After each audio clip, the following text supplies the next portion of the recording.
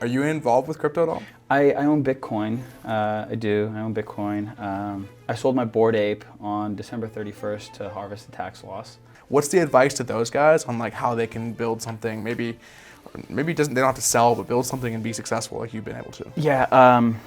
First thing is something that held me back a ton in my life was drugs, alcohol, and women. I know where my lid is. I know where my cap is, and my CEO has a way bigger lid than me, way higher lid, John Maxwell, law of the lid, and I can learn so much from him, and he can help me grow so much as an individual. I have absolutely no problem with being held accountable and reporting to someone. Well, welcome to the DV podcast, where we bring you stories of inspiring people who've achieved amazing success in their careers. In this episode, I got my good friend, Falah. He's actually founder of the 44th fastest growing company in the US. It's a solar company. They've done tens of millions of dollars in sales, and he just recently sold a big chunk of the company. In this podcast, I'm gonna dive into Mo's journey, his humble beginnings, the crazy life, and his path to success. He calls himself a sales god, and the proof is in the pudding. We see it here. So we're gonna learn about his life, his story, how he overcame this and came to success. Let's dive in. Dude, who's Mo? Mo's a winner. Mo's a winner. We did this exercise when we were at, we just came from the growth conference here in Vegas. And they did this exercise and they had us like close our eyes and they're like, and they got asked like, who are you? And the first thing that pops in my head was winner. Like, yeah, I'm a winner. I've always been competitive and I've always just wanted to win. And whatever it was that I did, I just always give it my all. So I look at myself, like if I had to like put like one thing about myself is just like, you can always count on me to win. And I think it's kind of translated in every area of my life. So if we go back, my parents were immigrants. I was born in Toronto, Canada. We moved Dude, I'm Canadian too. I think we probably talked about this, but I always forget. We always talk about it, yeah. Don't tell me. Victoria. Mississauga. No, Vancouver. Vancouver, not Vancouver. Yeah, I'm Toronto. Yeah, opposite. Yeah, Mississauga. Yeah, we lived in Mississauga for a bit. So born in Toronto. My family moved to Ohio when I was 6 years old. Father's an academic. He's a professor. Mother, stay-at-home mom. And we moved to Ohio, and a couple months after we moved to Ohio, and I'm Middle Eastern, and so a couple months after we moved to Ohio, 9/11 hit. And the town that we lived in was very redneck. And so, my name's Mohammed. I'm Mo Falah, but my name is Mohammed. Sure. And right after 9/11 is a pretty, intense period for you to be named Mohammed in a pretty redneck town. So it was tough, right? Like growing up was always tough. It was always You guys stayed there? adversity. My father was a professor. Like he moved from Palestine over to the United States to give our family a better life, and it was a better life, even though we had to go through adversity and suppression and all that. But so from really young, it was like always adversity, always like having to try and force myself in, always having to be creative to get involved with the crowds because I just generally didn't feel accepted, like as an individual. And I can look back on that in hindsight, and now is like, it was actually a really, really great gift for me because I didn't fit in with the crowd. And I mean, we know what the crowd is. The crowd is 99% of the world, right? Mm-hmm. And so I didn't fit in with the crowd, so I had to go and kind of form and create and adopt my own identity on like what I thought things should have been in life and the way that I should have operated. And in doing so, it allowed me to think more freely, right? If you think like everyone else thinks, you're going to get the same results that everyone else gets. And so it was actually a blessing, and everything in my life, I've always realized that every hard thing that I went through, in hindsight, was probably one of the best things that happened for me. And it always created like a stepping block of information. It's really a reflection point and a reference that I can look back to and be like, okay, because this thing happened, this is why I am who I am today. And so that's just like kind of real early on, just kind of going through that. Dropped out of college because I was just a hustler. I was always making money. Like whatever I could get my hands on, I was always making money. When I was a kid and asked what I wanted to be when I grew up, I wanted to be rich. That was it. I never dreamed of being, an astronaut or any, like I never had that. I just knew I wanted to be successful. That's what growing up, that's what I wanted to be. And so anything that I could I never had thoughts of having a job or getting paid a salary or this. It was everything in my mind was always flip. Like, what could I flip? What can I buy here and sell here and make a margin and make a spread? And my brain always worked like that. And I have no idea where it came from, but I just always worked in the ideas of like, okay, what can I flip? How can I make a buck? So got to college, was studying, and I was making pretty good money. You know, at 19 years old, I broke 100,000 for the first time, and I was like, I wasn't understanding the language that the professors were teaching, and I didn't understand the language that professors were speaking. And there was a time that I was sitting in class, and one of the professors was talking about how this is so important so that you can go get a job. And they said that, and literally in my head, it was just something just popped, and I was like, "What the fuck are you doing here?" like they're talking about you getting graduate college. Like literally, the professor's talking about graduate college, you're gonna get a $60,000 job, and I'm in my head, I'm like, I'm already doing more than that. What am I doing here? Like, I don't want a job. I don't want to be limited to $60,000. I want to be rich. I don't want to be limited to $60,000 a year. And dropped out of school. My parents flipped because my father teaches as a professor, and I get free tuition. So it's like I get free education, and I'm choosing not to capitalize on that. But I felt like I'm in a great time for me to go and fail. Like I have nothing to lose. I'm 19 years old. Like what the heck am I going to lose, right? So I managed to save quite a bit of money. I bought my first real estate property at 19 years old, renovated it, built it up, got my real estate license in the meantime, started wholesaling projects so I could I started wholesaling houses so that I could fund the renovation of the house. And ended up getting my real estate license and was a double agent on the house. So I was the listing agent, selling agent, found the buyer, brought them in, sold the property. And did that by 21 years old, and sold it for 175. Bought it for 50K. Bought the house for 50K. Sold it for 175K. Cash buyer. And I struggled to sell the house, and people weren't buying it. But I found the guy who wanted it. He really, really wanted it, but he couldn't get financing. He couldn't get approved because he was an entrepreneur, and so he couldn't do the tax returns or anything like that. So I started asking him, like, well, where can you get money? Like, literally, I'm just like, where can you get money from? I'm trying to sell this property. I'm in a struggle at this point, right? I don't have any cash. I'm like, this thing's actually more of a liability than it is an asset for me. And so, you know, Grant Cardone always says, creativity follows commitment. And so I was so committed to getting it done. And I started asking, I'm like, who has money that you can get money from? And we ended up getting his father to loan him the $175,000, and his father became his bank. And sold that property, got the cash. Ended up losing most of it because I went to trading stock options. Oh. And yeah, I wasn't a student of learning how to trade stocks. They said, you know, paper trade for 6 months, and I was like, I don't want to paper trade for 6 months. You know, paper trading, for those who don't know, paper trading is it's not actually real money. It's fake money, and you're using a practice account so that you could do it. Lost most of the money. Got introduced to direct sales. I love direct sales because I could control my income. It was like I was too emotional with the stocks. It was like it would go up and I wouldn't sell because if I would go higher, it would go down. I'm like, I'm not selling. It's gonna go back up. And it was a total. You have no control over it at all. No emotional control. Like, because if you stick to the plan, then it's great. But I never stuck to the plan. Okay. You know, like I'm not a planner. I'm a doer. You know, that's in my nature. I'm not a planner. I've never planned anything in my life. I've just it's like you just go into action. It's thought action, right? And so that's always how I've been. And then when I found sales and direct sales, there's a guy. His name is Alex. He was my first mentor, and he said the only way to get rich in this world is through sales. And I bought onto that belief. Like I just held onto that belief, and it was like, okay. And I know I'm a doer. I know I do a lot of action, and if I can control that, if I can just depend on how much action I put in, is the limitation of how much money that I make. It's all based on my action. And so, got into direct sales. A couple years later, found solar. Worked under another company for about a year, and then I decided to start my own. 2.5 years in, sold 60% of my company. We got acquired. We're the first solar sales only organization in history to get sold. There's a lot of belief in the marketplace that you can't do it because you don't have assets, right? We have salespeople. And my belief was your salespeople are your assets. That's like, if you don't have salespeople and you're an installation company, you just have trucks, warehouses, panels, all that. All you have are liabilities if you don't have anyone to go out and sell it. And so I actually thought that people are more valuable than trucks, and I was able to convey that message. And convey that belief to our investors, and so we broke history.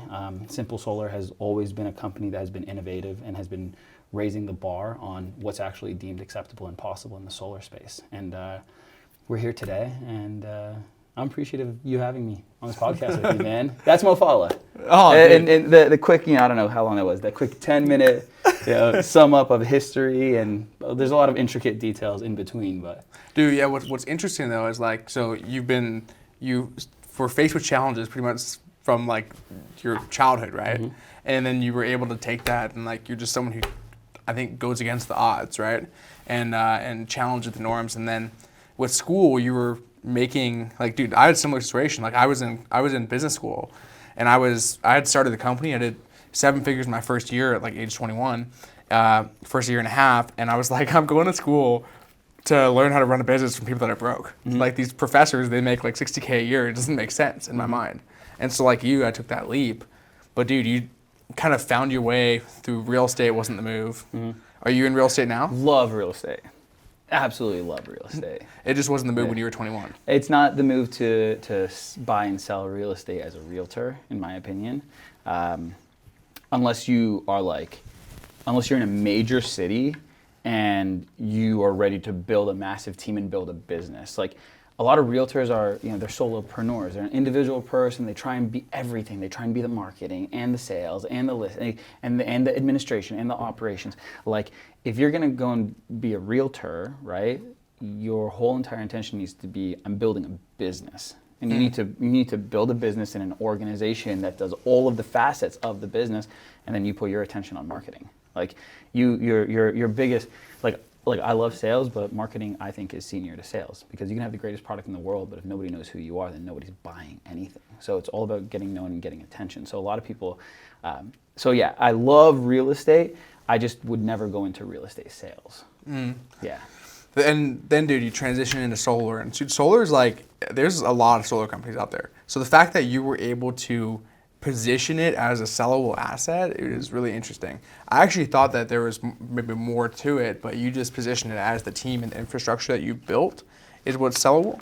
Mm-hmm. Is that was the... Yeah, I mean, our scale, right? Like, I don't know if you saw, we were on Inc. magazine. We were ranked 44th fastest growing private company in the nation. Nice. And so, we had, I think, our 3-year growth was, and to do it, your first year you have to do at least 100K. Like that's, if your first year you don't do 100K, you're not eligible for it. So we did first year. You can't go from $1 to like $100,000. Yeah, it doesn't. Yeah, you're not qualified. Your minimum to enter the Inc. 5000 is $100,000, and then it's a 3-year growth period.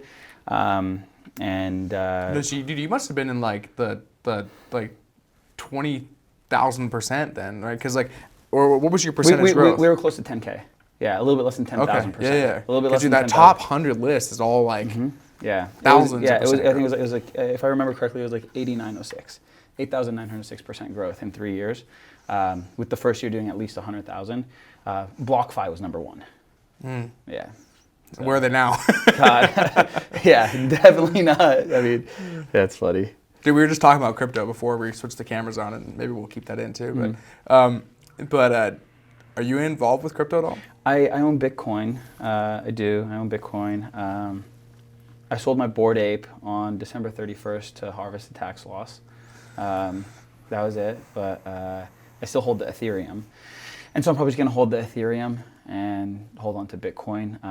I don't really involve myself with anything else except for Bitcoin and Ethereum, and it's nothing crazy. I mean, I think it's probably like, I don't know, like $250,000. But it's just cash. It's just cash is how I kind of look at it. And so, I believe it'll go up with time, but I don't really, No, I believe it will go up with time. Mathematically, it has to go up with time. Yeah. But it's not like that's not like the thing that I'm banking on to.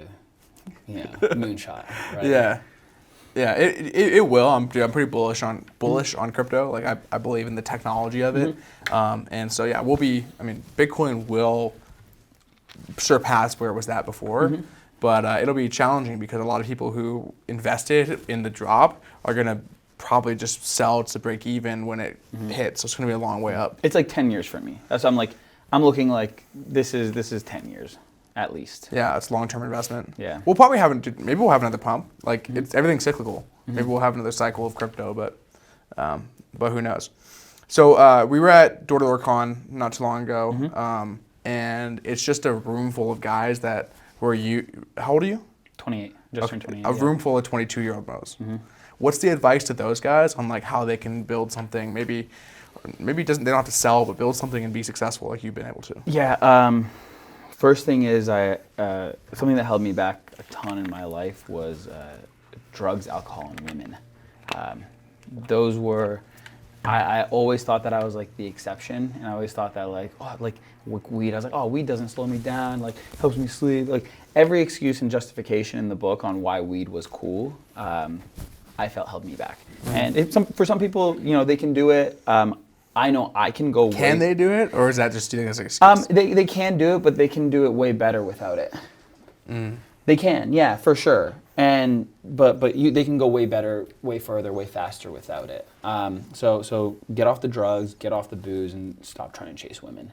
All three of them, huge distractions, right? Like everything in your life can either help you and move you towards your goals or hold you back. It's binary. It's one or the other. It's either going to push you forward or it's going to hold you back. Every decision that you make. And so if those things, first thing, set the target. What do you want to do? What do you want to achieve? And then all the decision making has to be around like, does this action help me move me closer towards my target, or does it pull me away from my target? And then that for me, like the big thing was drugs, alcohol, and women. So I got off all of that, and that was, huge, the results, how much it served me and how much it helped me. Second thing is go all in on one thing. Like too many people fall under the average millionaire has 7 streams of income is really bad data. Like it's really, really bad data. And the reason why it's really bad is because, and I was victim of this, is I tried to make money in 7 different streams. Get a little side hustle here, a little this. The side hustle is I'm going to be rich. The side hustle is a scam. The 7 streams of income is a scam. That it's true, yeah, average millionaire has 7 streams of income, but what they don't tell you is they made their millions in one stream. Yeah. That stream flowed so freaking big to where it couldn't flow anymore, and like some people just couldn't physically invest more back into their business, and all that extra, because first thing is invest in yourself, second thing, invest in your business, third thing is when you don't have any more to invest in yourself or your business, third thing that you do is you invest it into other assets. And so once you get millions of dollars, then go ahead and start investing into 5, 6, 7, 8 different streams. So yeah, don't get distracted. Like so many people just want to put their attention. So that's what I say to a 22-year-old, focus on one thing, get damn good at that one thing, get damn good at sales, get a lot of attention. Like you got to get known. Me getting known, I had no idea when, Instagram first came out. I was, I had the bot that did the follow unfollow. Yeah, dude, I had that. Back when it was easy to get 10,000. Yeah, was it Instagram or something? Yeah, when it was easy to get 10,000 real followers. Like it would take you a couple weeks, but they were real followers, and you'd follow 3,000 people and unfollow them all, and a bunch of them stuck, and some of them left, right?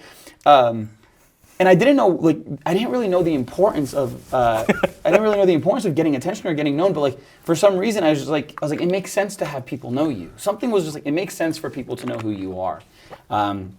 And now today I just look back at how important attention is. It's everything. Like attention is everything, and you just have to get known in this marketplace. Like if you can't get known, you can't influence, impact anybody or anything at all. It's so important to get known. Dude, the weed thing is interesting. So for me, dude, my life changed when I haven't. Last time I consumed, I say consume because people eat and smoke, whatever. Last time I consumed was like in the first couple months of COVID. Because, dude, COVID, everything's locked down. I was like, I'd go to the dispensary, I'd get these little Me too. these gummies. That's when I after quitting for so long, when COVID hit, that's when I smoked weed again. Because you're bored, right? Yeah. And I think it messed with a lot of people because of that. And then, dude, I was like, one night was like, why am I getting high at night for no reason? And dude, when I stopped, that was when my life started to kind of organize its way and get better. So interesting that was on your list. As far as booze go, do you not drink at all? I do. Yeah, I do. Probably like once every 3 months, and I'll do like 2 or 3 shots of like 1942, like high quality tequila, and that's it. And it's if for celebration or for an event or whatever, but I don't get drunk anymore. It's probably every couple of months I'll take 2 or 3 shots of like some high quality tequila, and that's all my drinking. At an event or socially. Correct. But you won't have a beer at dinner. What do you used to? Not really, but I would probably get drunk like 2 or 3 times a month, like, or maybe more. I mean, when I was in like college, in high school when I was like 16, I was getting drunk every weekend. In high school, I was getting drunk on Fridays and getting drunk on Saturdays. From I think when I turned 16 or 17, I was just getting drunk every single weekend. All throughout college, it was like I was drinking on Tuesdays, I was drinking on Thursdays, Fridays, and Saturdays all through college, like fucking all the time. And then I just kept that habit of like every week. It's like the weekend, hey, you get drunk on the weekend, and now it's like rarely ever. Cool. Yeah, that's good, dude. And then what do you do for health? Like, do you obviously work out? What's that routine look like? Yeah, so I started getting back into it. It was really difficult for me, and I didn't have the discipline to organize my schedule. So while I was building the business, I really wasn't focusing on my health. And then my business got to a place where it was fairly stable to where I can actually kind of give myself a little bit more time. And the reality is I always could have given myself that time.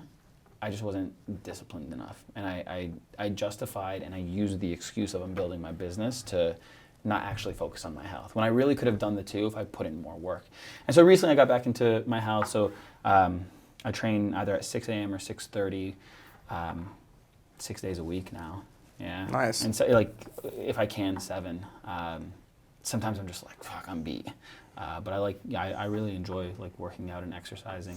How does that work on a travel schedule and building the business? Like, do you still get it in, or it's kind of like when you're at home in your system? Yeah, so I try when I'm traveling. It's a little bit hard to do away, but they're not as intense workouts. Like when I'm at home, I'm an hour to an hour and a half, and I'm working with a trainer, and I'm like, and he's holding me accountable. I'm on a meal plan. But when I'm traveling, like I'll get to the gym and if I'm in there for 20 or 30 minutes, like it's the action of getting in and getting something in, right? Like if you don't feel like showing up and putting in like 100%, like you show up and you give it like all that you got. And if I can only get 20 or 30 minutes because I'm traveling and I'm in between meetings in different time zones and stuff, as long as I get in, I think that's what's important for me. Cool, dude. It's a win. Like don't discount the win, right? If you're in the gym for 20 minutes, that's a fucking win. You made it to the gym. Your heart rate went up a little bit. Like you don't have to sweat and feel all sore for it to be considered a win. Like you went outside and you walked a mile and you had left your phone at home, you got a mile in and that's your exercise, it's a win. You don't have to discount your wins at all. Like stack the wins. It's better than not doing anything. Yeah. Yeah, dude, that's one thing that last year, dude, like I got in the worst physical shape of my life, and it's just crazy to think. It's like, dude, I played college soccer, it's like shredded, and then like to like flip and be like, holy shit, like what's happening? So I'm getting back into it, but without the pressure of like, dude, let me get an hour and a half workout in every single day, and if I don't do it every day, I'm a failure. Because then it's like just setting myself up to be disappointed in myself. Hell yeah. And so then just getting in the routine, getting something 20 minutes, it's like, dude, all right, cool, I did it, Yeah, you got your win, right? Like that's the most important thing. Like you do your hard. Like you got to do your hard. Like every day you got to do your hard. Like the only times I've ever regretted things in my life is when I'd like had easy days. When I had easy days, like I'd go to sleep not feeling good about myself. Anytime I had an easy day, I didn't feel good about myself. But the days I'm always happy about are the days when I like struggled. When I struggled and it was a really difficult day for me, like I know I can go to bed like knowing I gave it my all, knowing I was like at peace, knowing I did hard stuff. Do you know like what like this thing I have to do today? Maybe it's not even in the gym. Maybe it's that tough conversation, right? I feel like as humans, we know what that is, but sometimes we don't do it. Yeah, I mean, yeah, you like fear is an indicator that you have to go in that direction. So, dude, as far as your company goes, like you're at a place now where you've sold a good portion of it, Majority of it, and then where does that leave you in the mix? Yeah, so so as you heard me earlier, like I'm not a planner or a thinker, I'm a doer, right? And that's really great for a startup and getting things up and going. But as a business scales and it turns into lots of administration, it requires a total different skill set. And I know where my skill sets are, and I know that I can learn the skill sets to be the most effective CEO. However, I didn't want to take the time to go and learn that because I believe in our window in solar, there's a very short window of opportunity for us to be able to capitalize on it. And so in that process of going through acquisition, I went to the lead investor and I said, hey, I think that we need to bring a new CEO in. And he asked the reasons why, and I said, because the best thing that I'm at is marketing and sales and leadership. Like, if you can put me in front of our sales team and you can let me rally the troops, teach them how to sell, and get them selling at the highest level, like that's best use and best value of my time. Like I've never created a budget. My budget was, do we have more money in the bank account this month than we did last month? that was my budget. And if we did, it was like, okay, great, let's spend money. And it was like, okay, we don't have as much money as we did last month. Okay, let's drive sales. And those are my two levers on how I made decision making on how I invest in the business. And that's all I knew. And that was like, I didn't have the education on doing it. I just knew how to go and make money. Never built a forecast, never built a budget. Never planned anything, and so it was all for me. It was just like sales, and that's how I winged building the company. It was I winged it, all of it. But you got lucky? A lot of intuition, trusting myself, having the courage to trust myself and believe myself. Like sometimes when you think it's the right decision, don't doubt yourself. Like just go with it. Like there's something guiding you. Right? Like you get that gut feeling in your stomach. I'm like, I think I should do this, or I don't think I should do this. I listen to that a lot. I never thought about or worried or concerned myself on what other people thought of me, ever. It was like, if I thought it was the right thing, like I'd rather fail on my own decision than fail because somebody told me not to do something. And like I listened to them. So I'd rather, like if I fuck up, I want it to be a Mo fuck up. I don't want it to be a Danny fuck up or a Jim fuck up. I want it to be a Mo fuck up. Because then I can own my shit. I don't want to point and blame because then what are you? You're just a victim. Right. So I just wanted to own everything. And so, yeah, I totally winged the whole entire build out of my company. I just, in my head it was like sales cures all. Revenue beats everything. Don't worry about the expense. Focus on the revenue. Like your target has to be the income, right? Like who cares about the expenses? Like focus on income. If I can just get that income so high, like everything else will figure itself out. And that's kind of how I built it. Even if you're spending and going into the negative? Yeah. Yeah. Okay. Yeah, for sure. I mean, you have to spend to build, right? Like you're like, would you rather have a business that has like 100 grand in expenses or 10 million in expenses? I mean, if I could afford the 10 million, I'll take it. Yeah, I mean, why? Because obviously I'm doing more revenue. Fuck Company's yes. worth more. Absolutely, right? So like I would rather have a business, like it's way sexier to say that you got like, a 9-figure company than to say you have a 6-figure company. Even if you're making more. I know people who are making for sure 6 figures, like highly profitable. For sure, but then what can you do when you have 9 figures worth of revenue? You can then clean up your expense. Like you can clean that up. Right, yeah, exactly. You like but like there's not much cleaning you can do when you got 6 figures of income.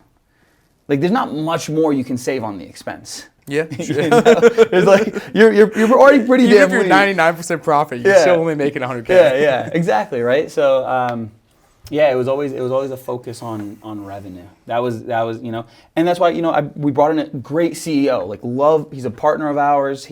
Love our CEO. Incredible businessman. He's built and sold multiple companies. Worked Princeton graduate. Served in the Army, led a platoon. Just great individual. Knows how to administer a business. Super organized. Knows how to staff. Knows how to hire. Knows how to forecast and budget. Like just a great administrator, and he compliments me really well because he does all the things that I can do but I'm not good at, and he's like remarkable at it, and I know I'm remarkable at sales and building sales teams and building people, and so I get to play in my lane. And so I feel more free. I have more time. I'm like, yeah, that's just where it's at right now with our company. And we're building some remarkable stuff right now. I'm super excited about it. Cool. So, so your company, it wasn't another company that bought it. It was a company that invested into it as part of their fund, or their. Yeah. So it's a special purpose vehicle. It was a group of individuals that came in and lumped money in together to come in and acquire the organization. And the main lead of that company, he already built another solar company, installation company, and he saw our sales. He didn't have the sales that we had, like internal sales, and he was really outstanded by our culture and our people. And so he said, okay, we have the people, we have the sales, we have the culture. If we build the installation leg of this organization, because he already did that before, he's like, let's just build the installation leg on this. We're going to be able to create massive enterprise value with this organization. So switch from sales only platform, where we only book a portion of the revenue, to now booking the entire revenue as an vertically integrated installation company. So we do sales and installs all in-house. And so he already did that, so he has experience in doing that. I have the experience in sales, bring the two together and build something much more valuable. That's cool. There's this graph that talks about the 5 X's of an entrepreneur. Have you heard of it? I haven't. So I don't know the word for word, but the idea is you go from operator, where you're in the business doing everything, then you go to running the business, right, where you exit kind of out from the day-to-day and you're overseeing it. Then you go from there to where you actually find your number 2, or the guy that takes over for you, and that's the next ascension. I think number 4 was moving from overseeing to actually being removed. And number 5 is complete, like selling you equity from the organization. It sounds like you moved, while you sold some equity, you did move to now where you're overseeing that person who's the guy. Is that correct? When you say overseeing the person who's the guy. So the CEO, like Yeah. you work hand in hand with him and he runs the organization? Yes. So he actually more so oversees me. Like I gave myself a boss. Okay. Yeah. So I report to him now. Dude, that's crazy. So how did that process, and like you must have gone through a process to find that guy, right? Or Yeah. So the main guy who helped lead the acquisition, he had a guy in mind that he knew would be a really, really great fit. And so, it was just like that. Yeah, and he's an awesome partner. Oh, okay, cool. Yeah, That's good. and I have no problem. So many people have egos about wanting to be the boss, wanting to be the business owner, the person. Like, that's just an ego thing. I know where my lid is. I know where my cap is, and my CEO has a way bigger lid than me, way higher lid. John Maxwell, law of the lid, and I can learn so much from him, and he can help me grow so much as an individual. I have absolutely no problem with being held accountable and reporting to someone, because I know it's going to help me and help the people in the organization grow to a bigger place. Dude, that's cool. That's a good way of thinking about it, for sure. It's a responsibility of the people. It's a responsibility of the business. Do you ever have challenges on the ego side of the feeling of worth, or like the desire to be that? When I started, yeah. But then once you start making money, for me it went away. Because I had ego when I was broke. And then when I started to make money and I realized that money, what I thought was big money, once I actually got that, I realized it was small money. And I had more ego when I was broke, and then when I started to get money, that went away from me. And then I stopped caring. I stopped caring about wanting to be the guy. When I was broke, I wanted to be the guy because I was like, I had something to prove. And so people who don't have money oftentimes have a lot of ego, is what I've seen. People who don't have money have a lot of ego because it's some form of compensation. But I've proven to myself that I can be successful, and I don't need to satisfy anybody anymore. Yeah, so I've seen that in people before, where they go through the transitions and then they become worthy, right? And I did that. I've been through that too, where I'm like, when I didn't have anything to stand behind, I would always be bragging about all the stuff I have. like, oh yeah, I'm doing this company and this company, and like anyone who's legit can see right through that. Like, dude, you don't have anything. Like, if you truly were successful, you wouldn't be running 5 companies. You'd be running one. So the same thing you talked about earlier on with the 7 streams of income. But that ego, it does go away as you start to scale. But what I have seen, I'm curious about, is if something changes. Let's say you lost something or you lost what you had. Would that ego come through again? Because let's say we took away everything you had, something devastating happened. Would the ego come up, or is the ego dead forever? That's a really great question. If I lost everything, but do I still get to keep my information that I know now? Yeah, of course. Yeah, I think it would go away. I don't think it would stick. No. Because you could just recreate what you have. Faster, better, more profitable. Yeah. Really, I mean, I really believe that. It's like you have awareness, right? Like, because also it's also when you're broke, you're surrounded by broke, and so it's everyone battling each other, and everyone's broke, trying to show who's less broke. And then when I started to get money, I invested so much into myself.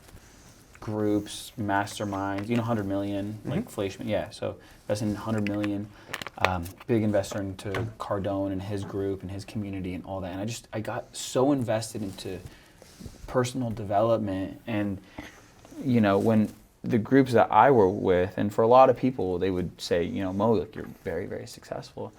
And I got into rooms where I was like, holy shit, I'm tiny. Yeah. And I started to see like just how abundant money is, and like how normal people, just totally normal people out there having billions. And I'm just in groups with them, shaking their hand, having conversations with them, totally casual. And they're not flexing, they're not flaunting, they're wearing a plain blue t-shirt and jeans and Converse shoes, and they're worth like hundreds of millions or billions or whatever. And it's just like, it's so humbling when you start getting surrounded by people like that, and you like, those are people who don't have any egos at all. They have no egos whatsoever. And like, yeah. And once you see that, and once you realize that, like, you realize it's like ego is such a really great topic. It's people have this idea of like self-importance, and self-importance is often an exaggerated image of what one person actually is, and it's a tool for compensation. It's a defense mechanism, and it's designed to overcompensate for something that you're scared of. And so once you know you really have it, and you don't have anything to prove to anybody at all, and you're just confident in yourself, I feel that just totally drops. Yeah, I think there's like these girls out there who say like they're like the daddy issues or whatever, or the girls who like are wanting an older man in their life. And there's like, I remember there was this one girl I went to college with, and she was dating someone who was like, I don't know, like she was like 18, he was like 35 or something. And it was like, what is it? Like, why do these girls want these older men? It's because they've been through the death of the ego, and they now are more just truly confident in themselves. Whereas young men, 18-year-old, 19-year-olds, like, it's like, like they're still trying to figure themselves out. They're still trying to prove themselves to the world and prove to themselves that they're worthy. So it's really interesting, and I think in business, it really puts that to the test. Like, dude, running business is hard. Like, dude, it's hard, but it's a path that we chose to do, and yeah, dude, I feel like that ascension you went through is something I've experienced a lot, and it makes me happy to see other people go through it. Well, here's the thing. You're right. Running business is hard, but it's really simple. It's really, really simple, but it's just hard. It takes a lot of work. How's it simple? It's you deliver a product. You find something that's that's valuable to somebody else, and you tack a fee onto it, and then you deliver it. You establish a method of communication, whether we're totally door-to-door. So we've never spent $1 in ads. We've been 100% door-to-door, all organic business, which is also totally crazy that we've never done any ad spend. We've been 100% door-to-door, all organic business. Wow. So you find your communication line. So ours happened to be door to door. Why? I never was trained on tech. I never was trained on marketing. I never was trained on like online social media marketing. I was never trained on SEO or Facebook ads or paid media. Never trained on any of that at all. But what I did know is I knew how to go shake somebody's hand and smile and introduce myself and find out what a problem was that they were experiencing and then deliver them a solution to that problem. That's literally all business is. First thing is you have a product that can solve a problem. You get in front of somebody in whatever method that you want, phone call, door-to-door, email, referral, network marketing, whatever it is. So have the product that can solve a problem and that somebody's willing to pay money for. You then establish a communication line. You make them problem aware. You show them the value of the product. You have them purchase the product. You then deliver the product. That's your entire sales cycle. And follow-up referrals, et cetera, et cetera. But then you just get really damn good at that, and you just have to do that so many times. Like, you just keep doing that, but a lot. Like, Okay. It's very, like, that's the entire business model, right? Like, that's the whole business plan. Like, you just do that, and then you go and do it a lot. And then once you perfect it and you master it, you then say, hey, all right, now you find somebody and hire them, be like, all right, this is how we do it. And you teach them exactly how to do it until they perfect it. And you go and grab another person, and you train another person, the other person trains another person, and you just keep repeating that. And then you add, okay, you don't want to handle the And then now you have a fulfillment. pyramid, and then if they bring 3 friends, then For sure. Yeah. I'm just joking. Yeah, and then, but it's real. Every single business is a pyramid. It is, yeah. Like it is. every business It is a pyramid. Like You look at my we're just looking at my board Yeah. over there, right? My team. It's a pyramid. every business is a pyramid. Like somebody has to be the owner that starts it, Yeah. and somebody else has to work under them, and that person has to have reports that report to them, and this person has to hold these people accountable. And then you have to have a different division over here that makes sure that all this stuff is working, and that person has reports on it. 100% of businesses are a pyramid. So Unless you're a one-person business, and then in that case, you're not very successful. and the average solopreneur makes $47,000 a year. And that let's go into that. Let's go into that on that side of entrepreneurship. I love that. Too many people want to be entrepreneurs that just need to latch on to somebody who's moving damn fast and being the second or third person in that business. So many people. But they have this idea of what entrepreneurship looks like because they see a fantastic video editor compiling photos of Ferraris and yachts and throwing some badass music and some captions on there and talking about how this is the life of the entrepreneur. And they think that that's what they have to do. But they don't have the grit, nor the resiliency, nor the confidence, nor the belief. They have the idea of what entrepreneurship is, and that's none of that. That's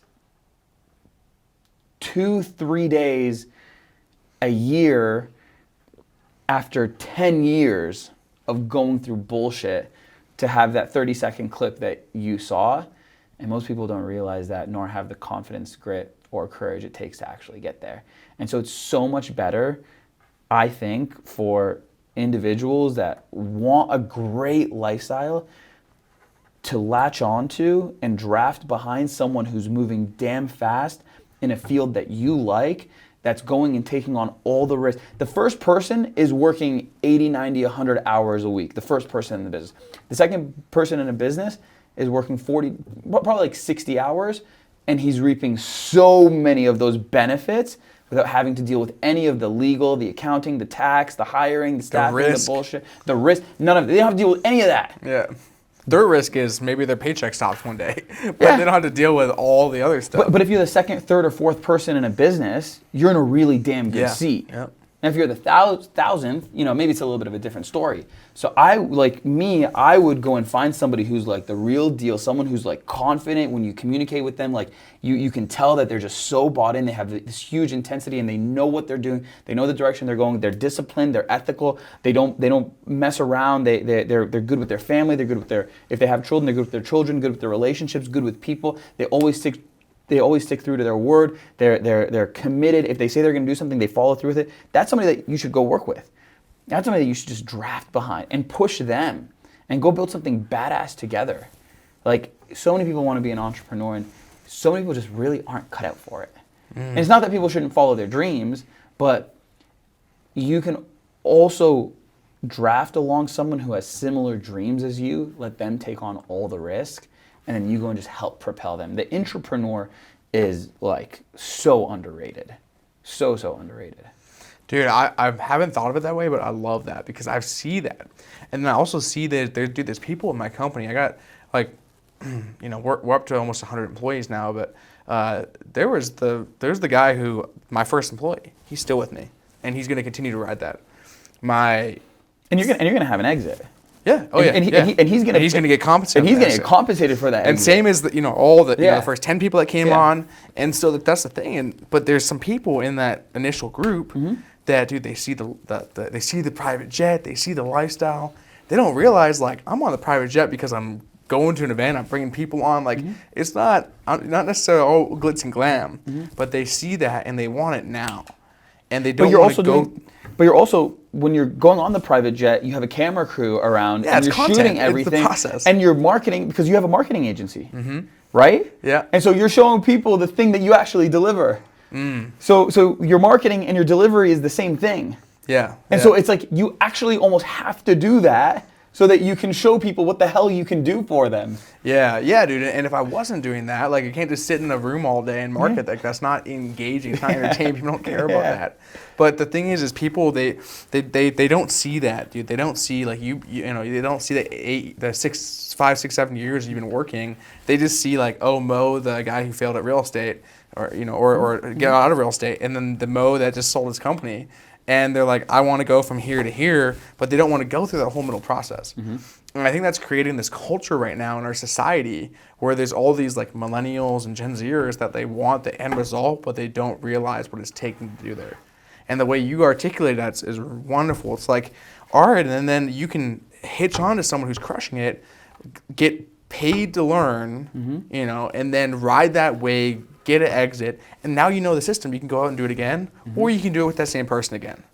But dude, I love it. And it's a lot of people just want like instant gratification, right? They want the end result because there's so much conditioning right now where like you throw something up on Instagram, and I like young girls today are in a very, very, very dangerous environment with social media because they throw something up on Instagram, and if it doesn't have 5 likes in the first minute, they take the thing down, they get mad insecure, they think that they're ugly, they think that there's something wrong with them, and then they stop expanding their reach.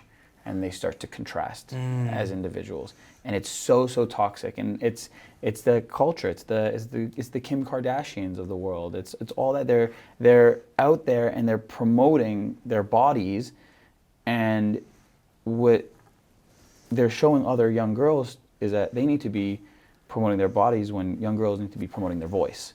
And they need to be heard rather than being seen.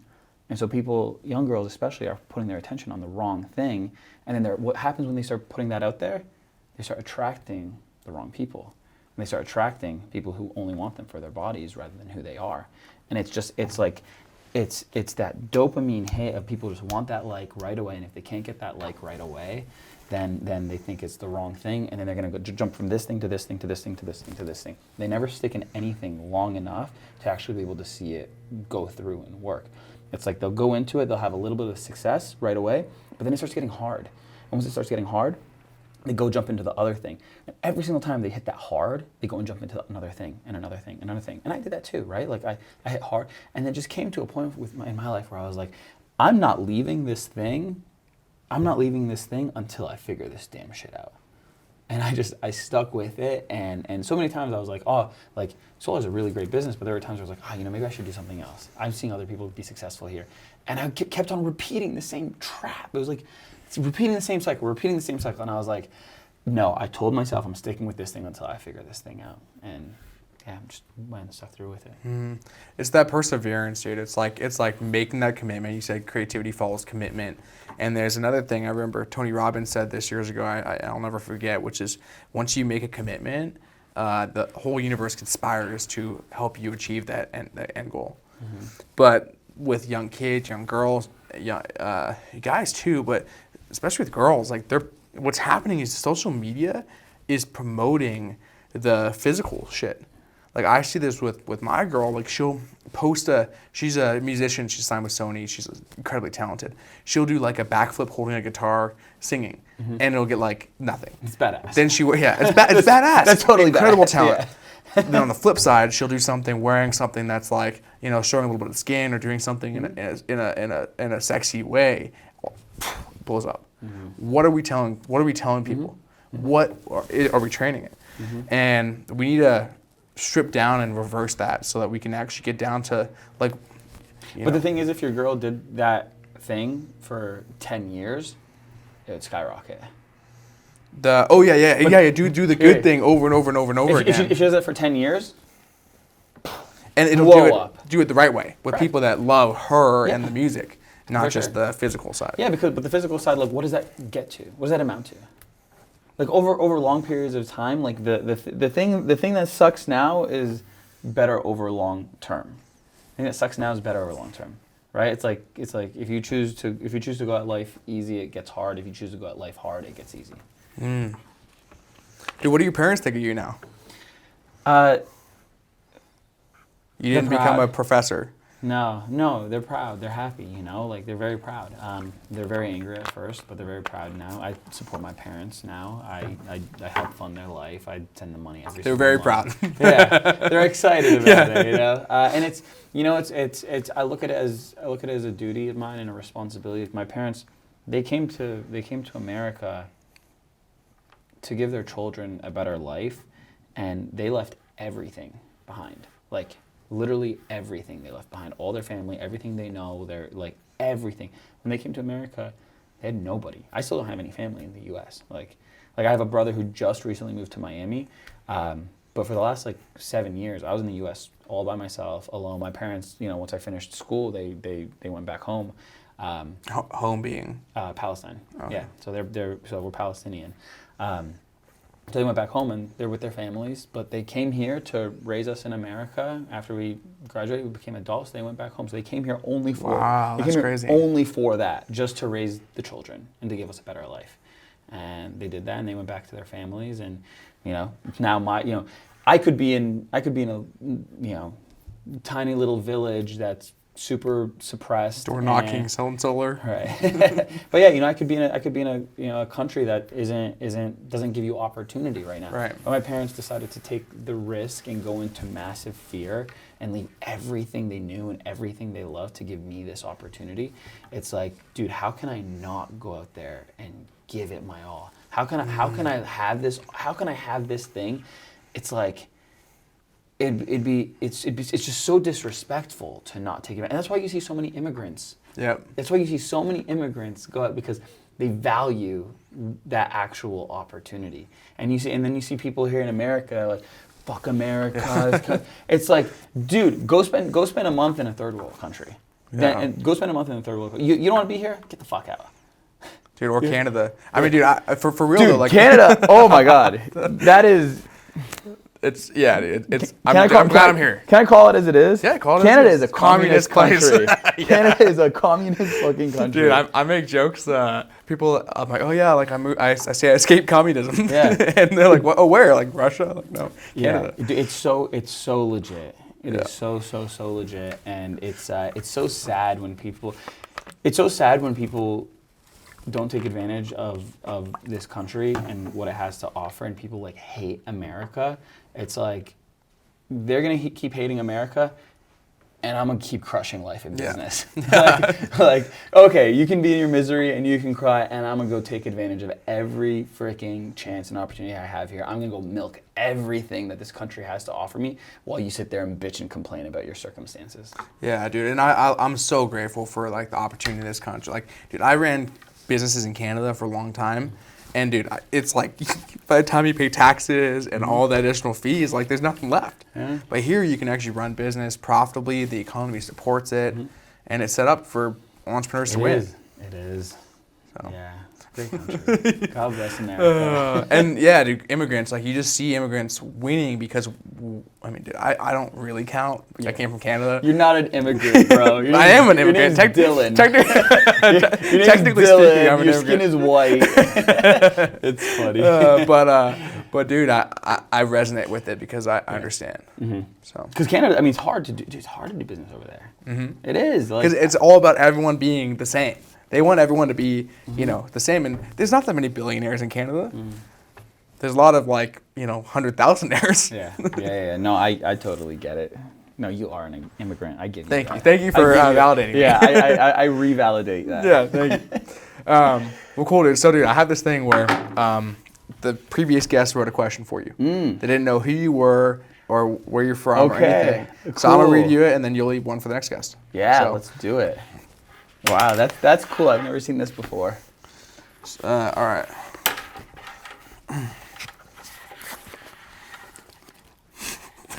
How much did you sell your company? No, I'm just kidding. I'm just joking. No, it says. That's funny. I was like, what? Yeah, no. If you had to start all over today, how would you do it differently? If I had to start. If you had to start all over, how would you do it differently? If I had to start all over, how would I do it differently? It's hard. It's hard to answer that because every failure I've had made me who I am today. And you know, if knowing what I know now, aside from just like dumping a bunch of money in Bitcoin, like because that's the easy way up, right? Like aside from that, like let's just say that the whole, you know, like that didn't exist. I probably would have taken the advice that I gave here earlier, even though I am a certified entrepreneur. I would have went and found somebody who was doing it way bigger than me, and I would have found a way to partner with them so I could just like pull time out of the equation. That's what I would have done. Yeah. Dude, that's cool. I would have pulled all the time out of the equation, and gotten to where I'm at way faster by finding somebody who I agree with and who has a big vision and who already has a lot of the experience and infrastructure set up, and I find a way to partner with them and just help them blow that thing up and get there way faster. That's probably because I created this business out of necessity, not out of desire. I knew solar was my space. I knew that was the area where I was going to be. And I tried multiple companies, and it just, nothing like worked. And I already built a team at this point. I had a bunch of, you know, sales guys that were with me, and I was a sales manager, sales leader at other companies. I tried a bunch of different companies, all in the solar space, and I needed to give my people like the best opportunity on my team. I needed to give them the best opportunity, and I wasn't finding it at all, so I created it. And so I created Simple Solar out of necessity, and you know, I'm very thankful, and I'm thankful it happened this way. If I had to go back and I had to do something that was different than what I did, because reality is like I would do exactly what I did because it made me who I am. But if I couldn't say no, I'd do it exactly what I did, that would be the other alternative. Dude, I love it. Well, dude, how can people connect with you? Instagram is my main platform. Follow the leader. Maybe Mo Falah soon. Yeah, he might help me get that. He might help me get that at Mo Falah handle, which would. We'll throw out once this drops whatever the current handle is. At Follow the Leader, FALAH the Leader, or at Mo Falah, one of the two. You'll figure it out. I recently got on YouTube. I don't know what it is, Mo Falah or Follow the Leader, one of the two. I'm on YouTube now, which is cool. Got like 400 subscribers. Nice, dude. That's more than me. Is it? More on my YouTube. On the YouTube, I just started YouTube a month ago. Okay. Like my personal channel. Nice. Yeah. I got like 400. And my company at Simple Solar Official. Cool. Yeah. Cool, dude. Thanks for for having me. Yeah, I appreciate it. It was fun. It was enjoyable. Dude, this was good. Yeah, you crushed it. Thanks, man. I appreciate it.